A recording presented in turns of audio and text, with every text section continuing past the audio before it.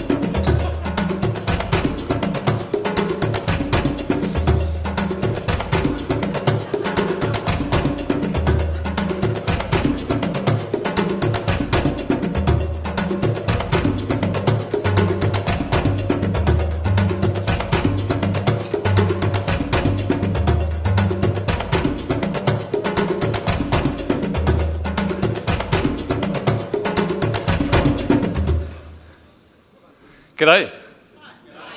How you doing? I'm just glad I don't have to dance anymore. So that's my life in that little video. It's not all of my life. You know, a lot of my time is spent here in Sydney, but when I'm guiding safaris in Africa, that gives you a taste of what my life looks like.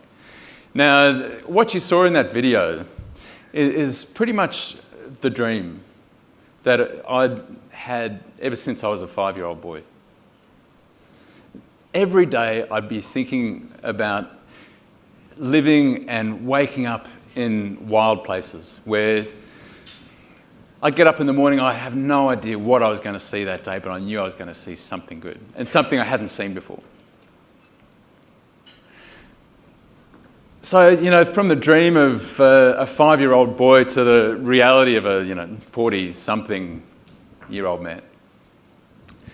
You know, it looks like it should be a pretty straight trajectory, right? A straight line, but you know, life doesn't operate in straight lines. It doesn't quite happen like that. You know, it tends more to be the case that, you know, you start venturing in a direction and you start doing well because you're learning. And then you go,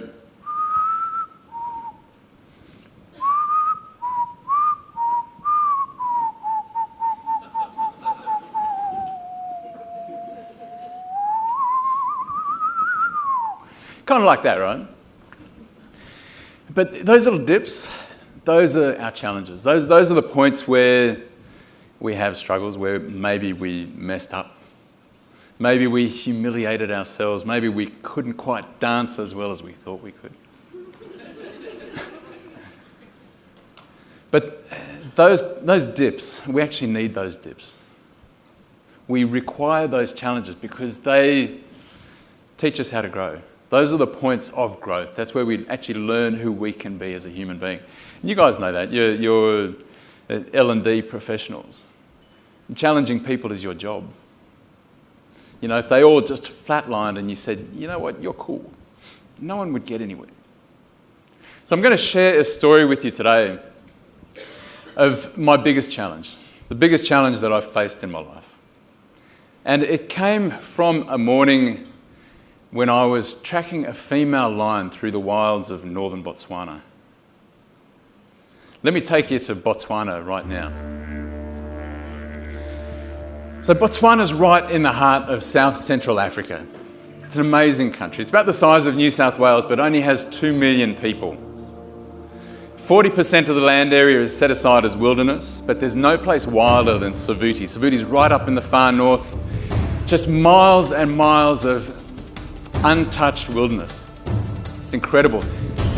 A couple of dirt tracks, a couple of safari camps, lots and lots of animals. You can see the Savuti Channel, that little river flowing through. Back when I was working there in the late 90s, that was dry.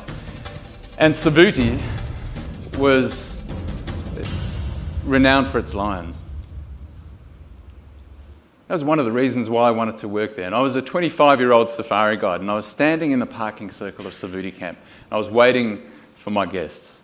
My guests that day were VIP travel agents. These are the most important people that I could be guiding because they bring guests, clients to our safari camp. You know, these people had been on safari a lot before. And I was a bit intimidated by them. But even before we'd set foot into the vehicle, I looked at the sand at my feet and I saw the tracks of a female lion. Now, she'd come through the camp the night before. These camps aren't fenced. And I'd actually heard her at about 11 o'clock. I was lying in my tent, just about to fall asleep, and I heard this just soft. And I thought, tomorrow, maybe I'll find that lion. Then I looked in the sand next to her tracks and I saw something which sent shivers up and down my spine. They were the tracks of her cubs. And they were the smallest cub tracks, the smallest lion tracks I'd ever seen in my entire life. Now, part of me is going, if I can show these guys that, winner. But I also knew that this is the most dangerous situation a guide can find themselves in, trying to find a female lion with tiny baby cubs. And here's why. Lions are big, powerful predators, right? But they look at humans as a threat. They don't look at us as food, which is obviously a good thing. So inevitably, if they see us on foot, they will try and run away, unless they can't. And if a female lion has tiny baby cubs, those cubs can't run, and so neither can she. So she's got no option to defend herself and her cubs. And so if you happen to be walking through the bush and she sees you and she feels you're getting a little bit too close, she'll give you a warning growl.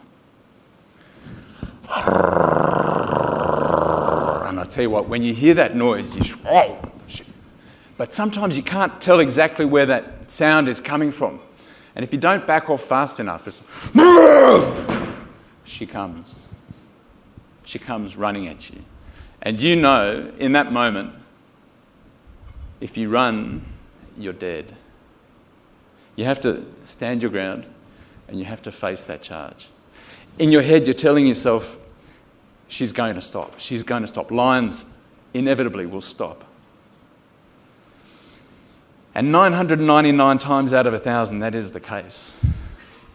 But, her maternal instinct is through the roof, right?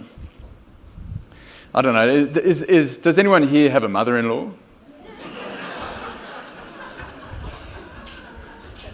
Imagine that your mother-in-law is 140 kilograms of solid muscle. She's got teeth, this is like kind of reality, eh? She's got big teeth, huge claws. She's capable of killing an 800-kilogram Cape Buffalo bull on her own. Whew, I tell you what, you do not want that running at you. And I sure as hell didn't want that running at me. So as we hopped into the vehicle that day and we set off, I just thought to myself, Rich, just don't do anything stupid. But you know what? I knew that she'd been through the camp about 7.5 hours before, maybe eight hours before. She'd be long gone. The tracks would disappear off into the bush and I can just leave them behind and carry on with the game drive. But you know what? They didn't. The tracks followed the road down into the Savuti Channel, all the way along the road, this nice, soft, sandy road. I can see these tracks. It was the easiest tracking I'd ever done. 1 kilometre, 2 kilometres, 3 kilometres, 4 kilometres. I still got the tracks. And at 4 kilometres, close to that X, I'm looking at these tracks thinking, man, these things are fresh. This might actually happen. It might be that I can show these people the sighting of a lifetime. If I can do that, they're going to think Savuti rocks. They're going to think I'm awesome. And here I made 2 mistakes. I started driving a little bit faster because the sun was just coming up over the horizon. And I knew that at some stage soon, if she was still on the road, she would leave the road to go and find shade. So I wanted to try and catch her while she was still on the road. So I started driving a little bit faster. And the second thing was that I stopped being methodical. I stopped looking at the tracks and I started looking for the lion. And I carried on like this probably for maybe 100 metres. And I stopped and I thought, geez, I better just check the tracks. And I stopped and I looked, hoping that the tracks would still be in front of the car. But they weren't. She'd left the road somewhere behind. She'd either gone across this vast open grassy plain to my right or into the woodland up to my left. It's like, oh, bugger. Now what do I do? I know this is a dangerous situation, but I've got these VIP travel agents who will have seen a lot of other safari guides. They're going to be comparing me. And if I don't do at very least what every other good safari guide would do, they're not going to rate me. So I knew what I had to do. Had to just hop out of the vehicle, walk back, find out where the tracks went to, which direction, just hop back in the car, drive around and see if we can find it. At least I'd put some effort in, right? So I had a good look around. I scanned around, I used my binoculars, looked across into the woodland, I stopped, I listened, and I hopped out of that car. I started walking back. I thought maybe the tracks would be 10 metres behind the car. At 10 metres, the tracks are not there. I carry on walking. Come on, Rich, you're a big, brave safari guide. At 20 metres, the tracks are still not there. Now I'm looking back at the vehicle and I'm thinking, that's already too far.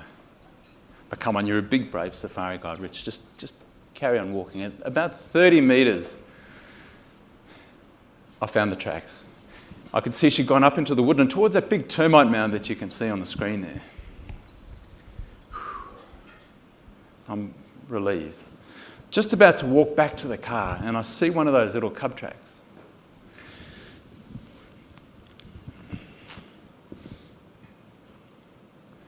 And then I heard something. Just the faintest little rustle in the bush. And I thought, oh shit. I hope that's an impala.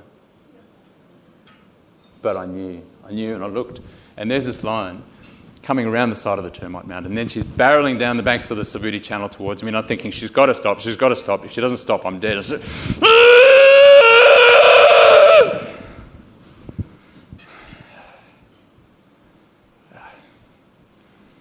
She didn't stop. She barreled into me and I found myself on the ground with this lion on top of me. And my whole world now vacuumed into my head. And I'm thinking the same thoughts over and over again. I'm thinking, I can't believe I'm going to die. I cannot believe I'm going to die. But you know, the interesting thing was that it didn't feel like my day to die. It was weird. It was weird. And I just thought, if it's not my day to die, how am I going to get out of this? And then I knew. I had to fight. Now, this might come as a surprise to you, but I haven't always been this massive. That wasn't supposed to be the funniest part of my talk either. And I'd never punched anything in my entire life. And I had a dislocated shoulder from where the lion whacked me with the first blow, but none of that mattered. None of that even vaguely entered my head because this was how I was going to get out of this. And I knew with absolute certainty that I would. So I'm down on the ground, I've got the lion on top of me, and I just let rip.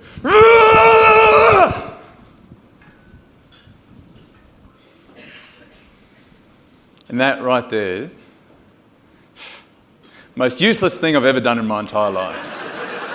It's like punching a brick wall. She didn't even feel it. So at that point, I knew that there was no way out and that I was going to die. So I put my hands behind the back of my neck, which wasn't a conscious choice. And then I felt her teeth on the back of my head. And I felt her bite down hard. And I started tasting blood. And at that point, my world dissolved. You know, I was still conscious. But all the fear had just disappeared. And it was replaced by this sadness. It's just like overwhelming sadness. I just entered the gap. Now, this is the gap between life and death, where you have a moment to evaluate the life that you've lived. And it is the most honest moment you'll ever have with yourself. It's the ultimate moment of truth. Now, I remember as a kid hearing stories of people who had had a near-death experience, and they always talked about having their life flash before their eyes. Have you heard that? I remember hearing that and thinking, well, that sounds all right. You know, you get to relive all those moments when you were just like, so cool. But in that moment, that wasn't what I had. That wasn't my experience. What I saw with great clarity were all the things that I hadn't done.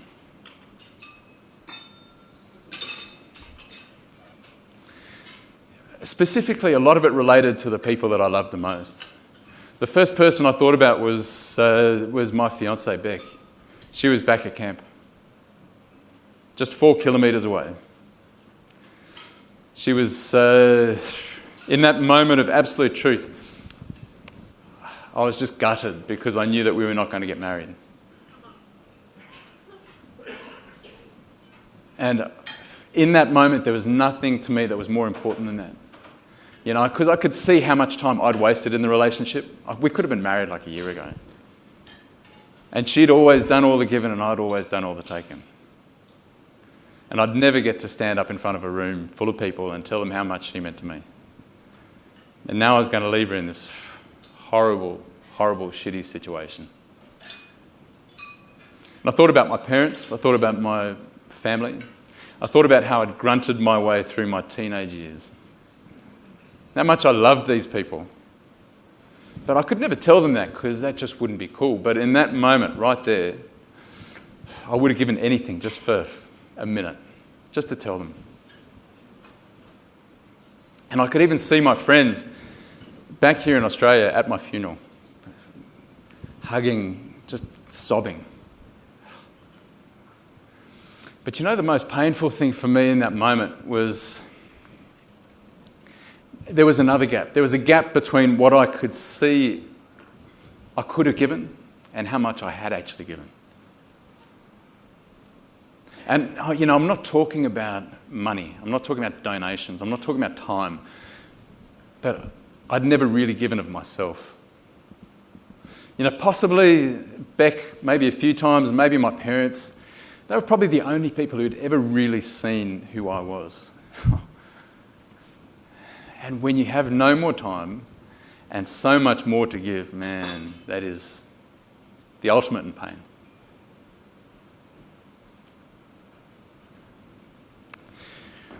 So the gap, it wasn't a long period of time, but man, it was deep. And I knew that I was coming through the gap because I started thinking positive thoughts. I started thinking, well, it's going to be interesting to know what it's like to die. Because I was genuinely curious. I was just seconds away. Just one decent bite away and I'd be finished. And then something truly terrifying happened. The scariest moment of the whole damn thing. Now, I realised she wasn't on me anymore. I still thought I was going to die. I thought this was now going to get dragged out. I didn't want to have it dragged out. I just wanted to die. I thought, look, maybe she's gone to go and get her cubs. Maybe I should play dead. But I couldn't help myself. And I looked up and it was like looking through a TV screen. And there's this line and she's running away. And I'm thinking, why is she running away? Didn't make sense. And then into my field of view comes my vehicle, my Land Rover, being driven by my guests. And I think, they are not allowed to drive my car.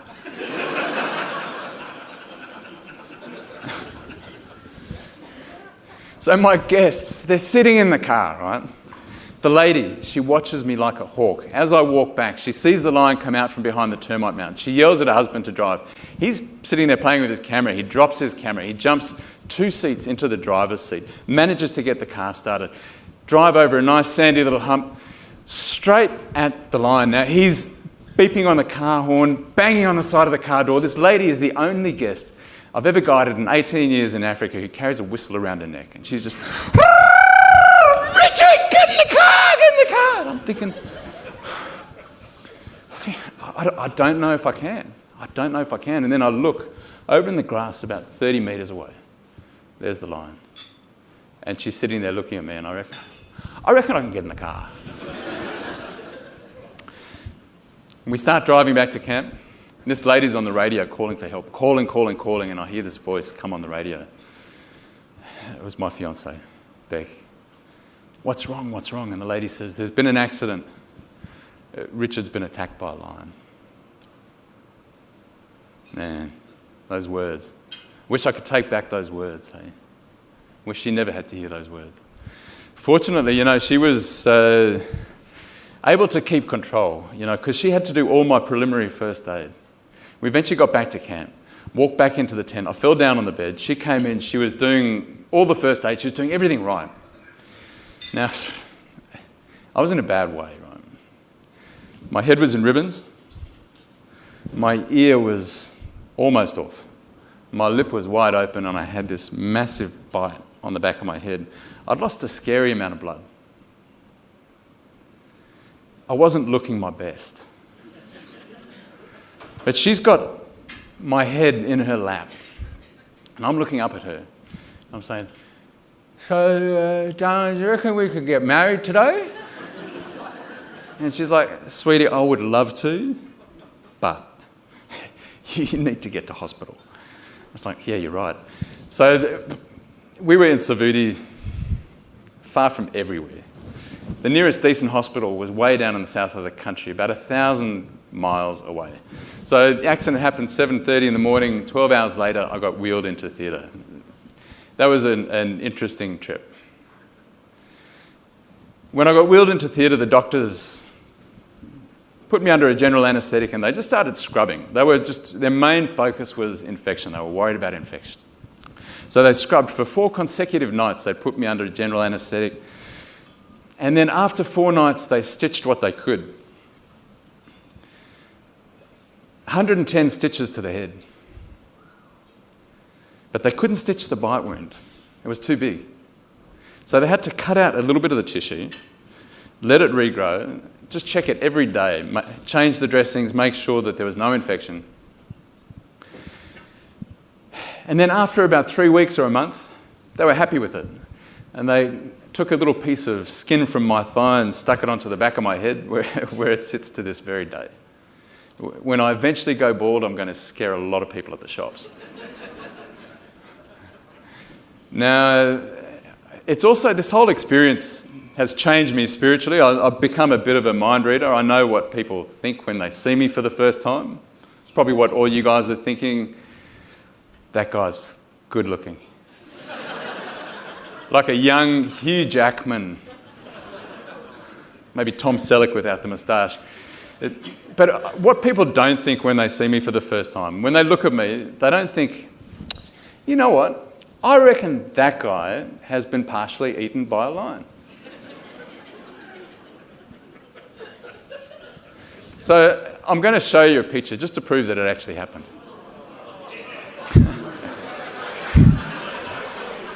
So don't worry, it's not too bad. This is a month after the attack, right? So this is after the skin graft. This is when I'm actually looking really good. My wife, when they took off the bandages and showed her, she burst into tears of joy.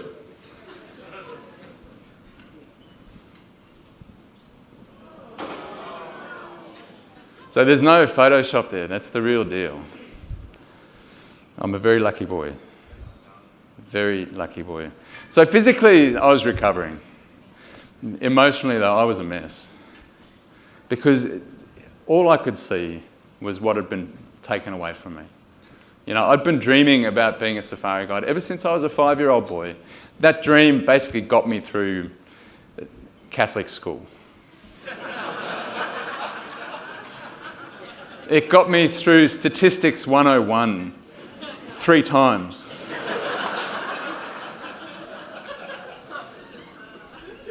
And now I was here, I was in the place, and I was living it, and I was loving it, and I felt like I was actually in a place where I could settle and grow in, and it had just been ripped away. I knew I could never go back to the bush. But I could also see that my parents were there, my fiancée was there.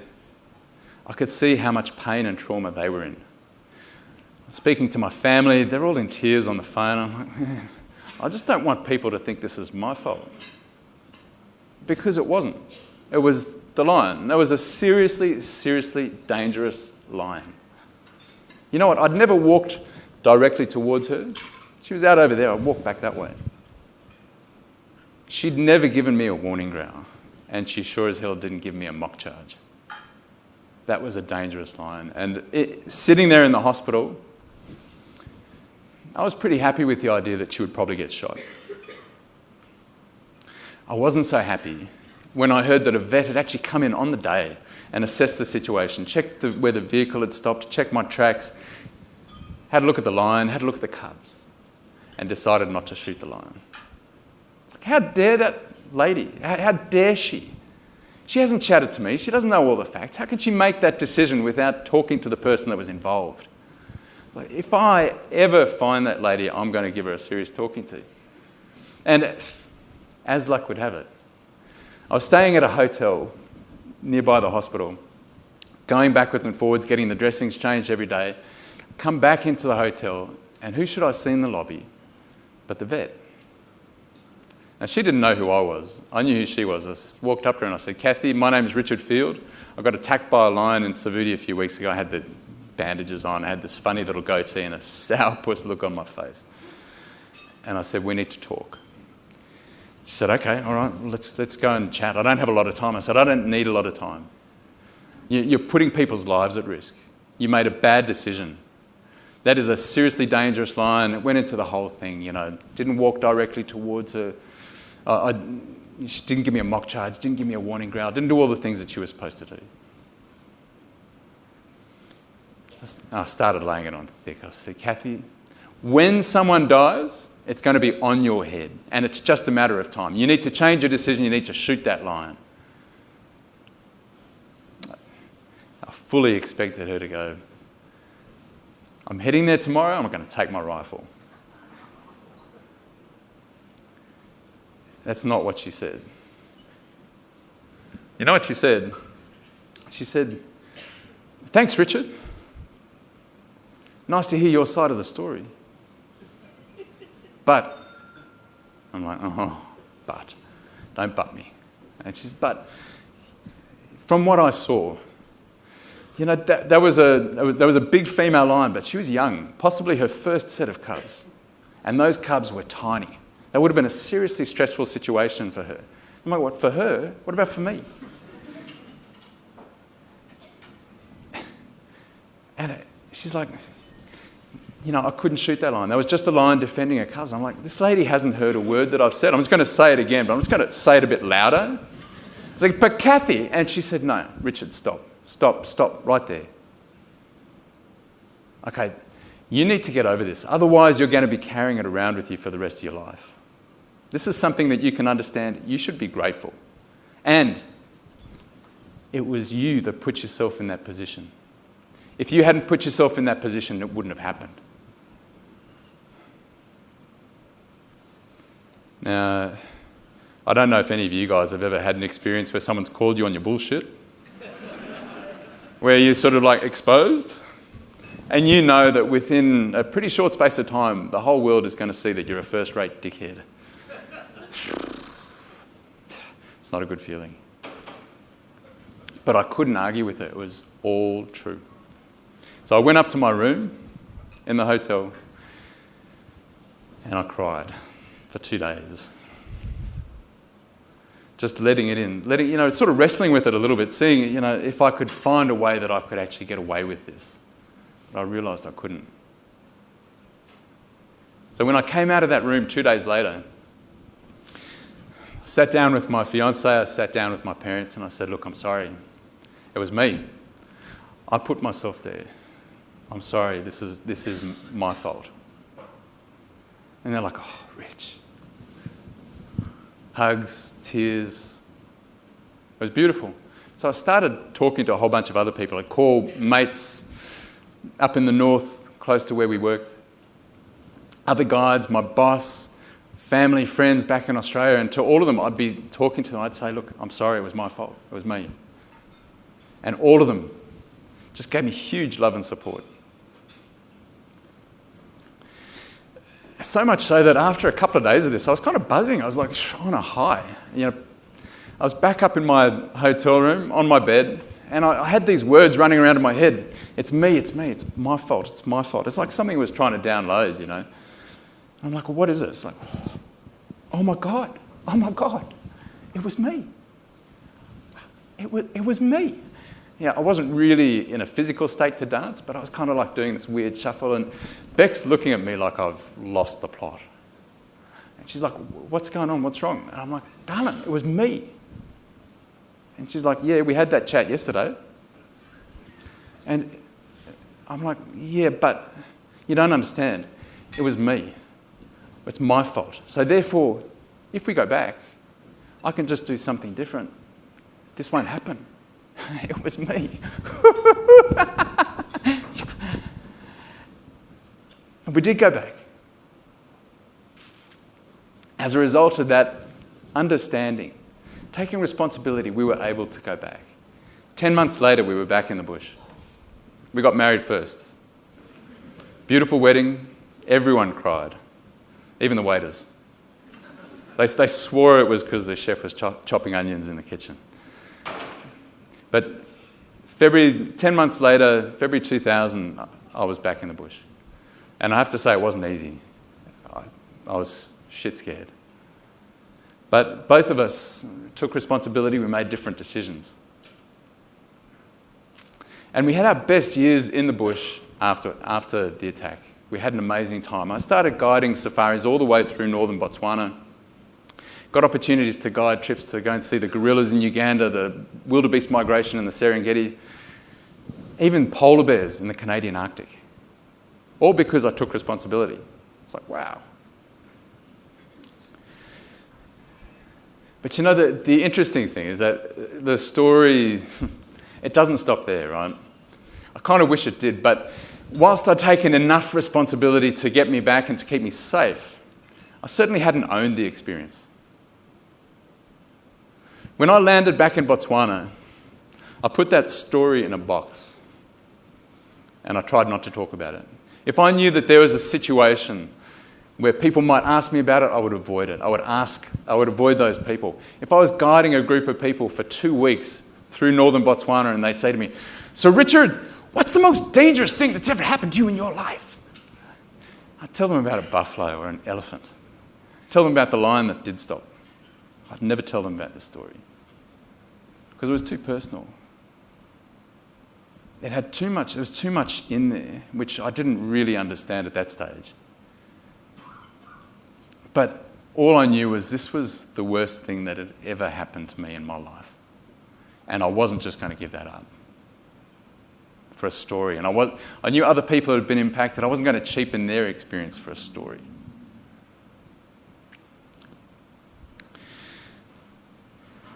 You know what? I also didn't want it to define me.